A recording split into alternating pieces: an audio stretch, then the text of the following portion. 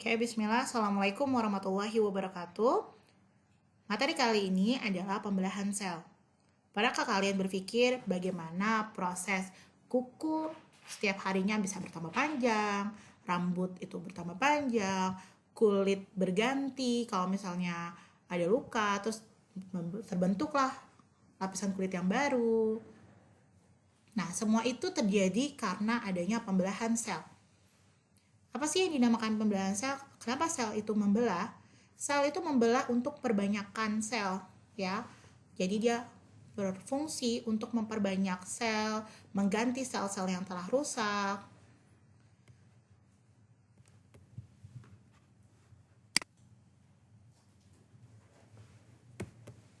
Pembelahan sel ini ada 3 ya. Amitosis itu adalah pembelahan biner. Dinamakan amitosis ini karena pembelahan selnya secara langsung tanpa tahapan. Contohnya pembelahan biner pada bakteri. Awalnya satu sel bakteri, terus nanti terbagi menjadi 2 sel anakan. Ya, bakteri di kelas 10 sudah dipelajari, dia bereproduksi dengan pembelahan biner. Nah, berikutnya ada pembelahan mitosis dan meiosis.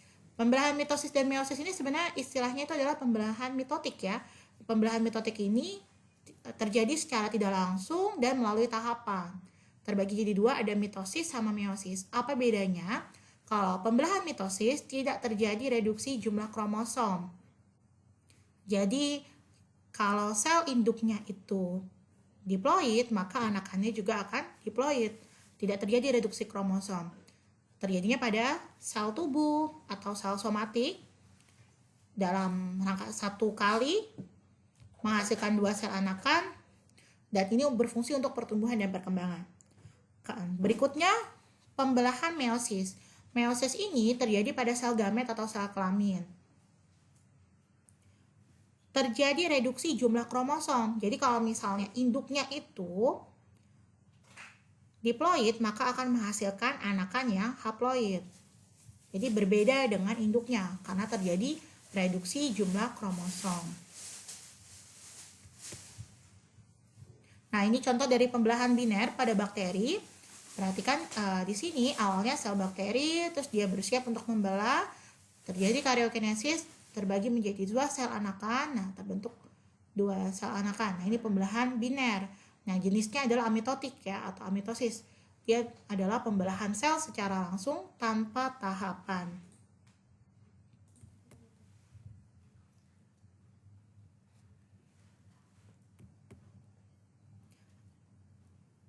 Siklus sel selama 24 jam terdiri dari tahapan interfase.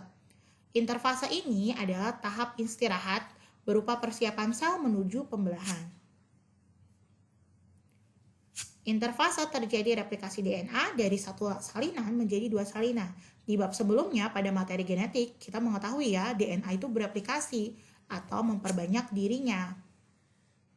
Terus berikutnya ada fase gap 1, ini adalah proses pertambahan volume. Di sini fase gap 1 belum terjadi replikasi DNA. Berikutnya ada fase sintesis. DNA dalam inti mengalami replikasi sehingga menghasilkan salinan 2 DNA.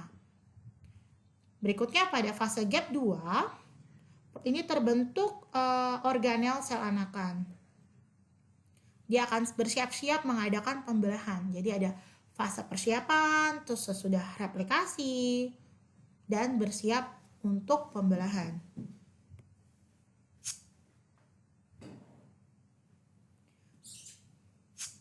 Tadi sudah disebutkan ada tahap karyokinesis atau pembelahan inti.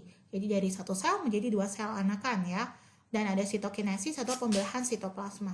Jadi selain intinya membelah, sitoplasmanya juga membelah. Tahapan untuk pembelahan sel ada 4 secara umum. Ada profase, metafase, anafase, telofase. Jadi pro, meta, ana, telo. Kalau pembelahan sitoplasma ini akan diikuti oleh pembentukan sekat sel yang baru. Jadi akan terbentuk sekat sehingga 1 sel induk akan menghasilkan 2 sel anakan. Nah, ini siklusnya. Jadi di interfase ini sebenarnya proses yang cukup panjang ya. Kalau pembelahannya yang singkat. Jadi pertama dari gap 1, terus sintesis, gap 2, baru di sini nih fase M ini adalah fase mitotik nih, fase pembelahannya mulai dari profase, metafase, anafase, dan telofase.